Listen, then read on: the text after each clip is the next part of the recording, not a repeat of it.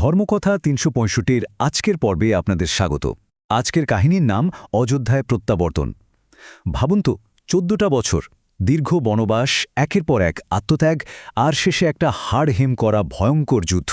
সব শেষে যখন রণভূমি একেবারে শান্ত হয়ে যায়, তখন ঠিক কি পড়ে থাকে, কি হয় সেই নিস্তব্ধতায়? একদিকে ধূলিসাৎ হয়ে যাওয়া একটা লঙ্কা, আর অন্যদিকে অনেক দূরে অযোধ্যায় ১৪ বছর ধরে শূন্য সিংহাসনের দিকে তাকিয়ে থাকা এক ভাইয়ের অন্তহীন প্রতীক্ষা।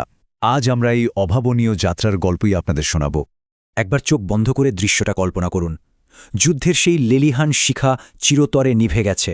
এতদিন ধরে যে অস্ত্রের ঝঞ্ঝনানি, রথের চাকার ঘর ঘর শব্দ আর যোদ্ধাদের গগনবেদী সিংহনাদ শোনা যাচ্ছিল, একদম সব কিছু হঠাৎ করে থেমে গেছে। লঙ্কার মাটিতে নেমে এসেছে এক অনাবিল প্রশান্তি।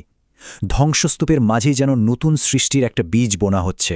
এত রক্ত আর কান্নার পর লঙ্কার আকাশে প্রথমবারের মতো এক স্নিগ্ধ নতুন ভোরের আলো ফুটল। এতদিনের রক্তক্ষয়ী সংগ্রাম আর তীব্র পরীক্ষার পর অবশেষে রাম আর সীতার পুনর্মিলন ঘটেছে। কিন্তু সেই বহু প্রতীক্ষিত ঘরে ফেরার আগে একটা অত্যন্ত ঐতিহাসিক আর জরুরি কাজ বাকি রয়ে গেছে। চলুন সেটাই আগে দেখে নেওয়া যাক। আমাদের প্রথম অধ্যায়, যুদ্ধের অবসান এবং ধর্মের মিত্রদের সম্মাননা।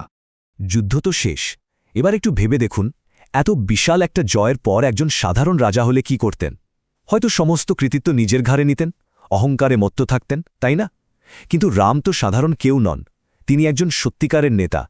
তার সামনে দাঁড়িয়ে আছেন সেই প্রধান মিত্ররা, অসীম সাহসী বানর সেনা, পরম ভক্ত হনুমান, মিত্র সুগ্রীব আর ধর্মের প্রতি অবিচল বিভীষণ। রাম ভীষণ বিনয়ের সাথে ঘোষণা করলেন, এই বিজয় আপনাদের সকলের।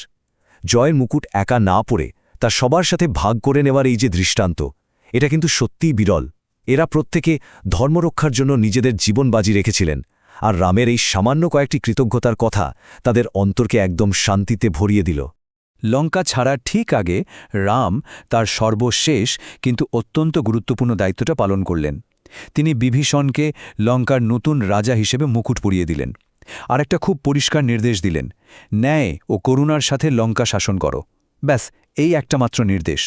আর এর মধ্যে দিয়েই লঙ্কায় দীর্ঘদিনের সেই অত্যাচার আর অহংকারের যুগের চিরস্থায়ী অবসান ঘটল।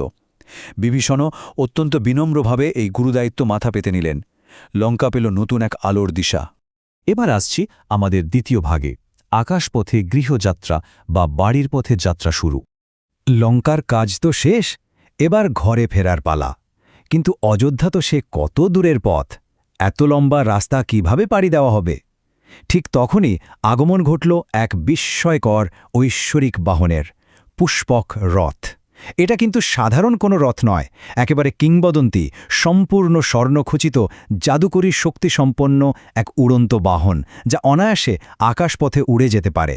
যুদ্ধের ওই ধ্বংস আর রুক্ষতার পর এই স্বর্ণালী রথের উপস্থিতি কাহিনীতে যেন একটা স্বর্গীয় জাদুকরী আবেশ নিয়ে এলো। রথটা যখন সামনে আনা হলো, চারদিক যেন এক ঐশ্বরিক আলোয় ঝলমল করে উঠল। রাম, সীতা এবং লক্ষ্মণ পরম শান্তিতে সেই স্বর্গীয় রথে উঠে বসলেন। কিন্তু জানেন, এই বিদায়বেলার মুহূর্তটা ছিল ভীষণ আবেগের। মাটিতে দাঁড়িয়ে আছেন হনুমান, সুগ্রীব আর সেই বিশাল বানর সেনা, যারা এতদিন একেবারে ছায়ার মতো পাশে ছিল। সবার চোখে জল। রথটা যখন ধীরে ধীরে আকাশের দিকে উঠতে শুরু করল, পুরো আকাশমণ্ডলী যেন একটা সোনালী আভায় উজ্জ্বল হয়ে উঠল। প্রিয়জনদের বিদায় জানানোর এই দৃশ্যটা একই সাথে ছিল অপরূপ, আবার বেশ হৃদয় বিদারক। ১৪। একটু থেমে ভাবুন সংখ্যাটার কথা। এই একটা মাত্র সংখ্যার পেছনে লুকিয়ে আছে কত না বলা কষ্ট, কত দীর্ঘশ্বাস, আর কি প্রবল প্রতীক্ষা। ১৪টা দীর্ঘ বছর বনবাসের সেই রুক্ষ জীবন, পদে পদে বিপদ, রাবণের ছলনা, সীতাহরণ, আর শেষে ওই রক্তক্ষয়ী যুদ্ধ। এই সব কিছু পার করে এই ১৪ বছর পর অবশেষে বাড়ির পথে যাত্রা শুরু হলো। এই সংখ্যাটা শুধু সময়ের হিসাব নয়, এটা অপরিসীম ধৈর্য আর ধর্মের প্রতি অবিচল থাকার এক চূড়ান্ত নিদর্শন। চলে আসছি তৃতীয় পর্বে, স্মৃতির পাতা, আকাশ থেকে দেখা সেই দীর্ঘ স্মৃতির পথ। পুষ্পক রথ তো দ্রুতগতিতে আকাশের বুক চিরে অযোধ্যার দিকে এগিয়ে চলেছে। কিন্তু রথের ওপর থেকে নিচে তাকাতেই রামের চোখে পুরো ১৪ বছরের যাত্রাপথ যেন এক লহমায় ভেসে উঠল। রাম সীতাকে আকাশ থেকে সেই জায়গাগুলো দেখাতে লাগলেন। ওই যে সেই গভীর অরণ্য, যেখানে একসময় তারা রাজকীয় বেশ ছেড়ে খালি পায়ে হেঁটেছেন। ওই যে নদীগুলো, যা তারা কত কষ্ট করে পার হয়েছেন। আর ওই যে রণভূমি, যেখানে ধর্মে রক্ষার জন্য অগণিত বীর হাসি মুখে প্রাণ দিয়েছেন। আকাশ থেকে দেখাই প্রতিটি জায়গা যেন এক একটা জ্বলজ্বলে ইতিহাস, যন্ত্রণাদায়ক অথচ চিরকাল মনে রাখার মতো। এবার আমাদের চতুর্থ এবং শেষ পর্ব, অপেক্ষারত অযোধ্যা। এবার আকাশ থেকে একটু মাটিতে নামা যাক।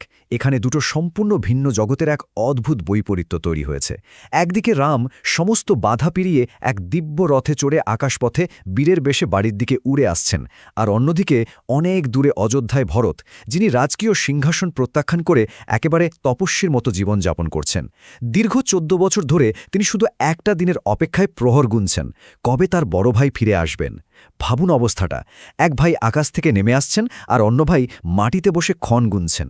দুই ভাইয়ের নিঃস্বার্থ ভালোবাসার এই দৃশ্য সত্যি গায়ে কাঁটা দেয়।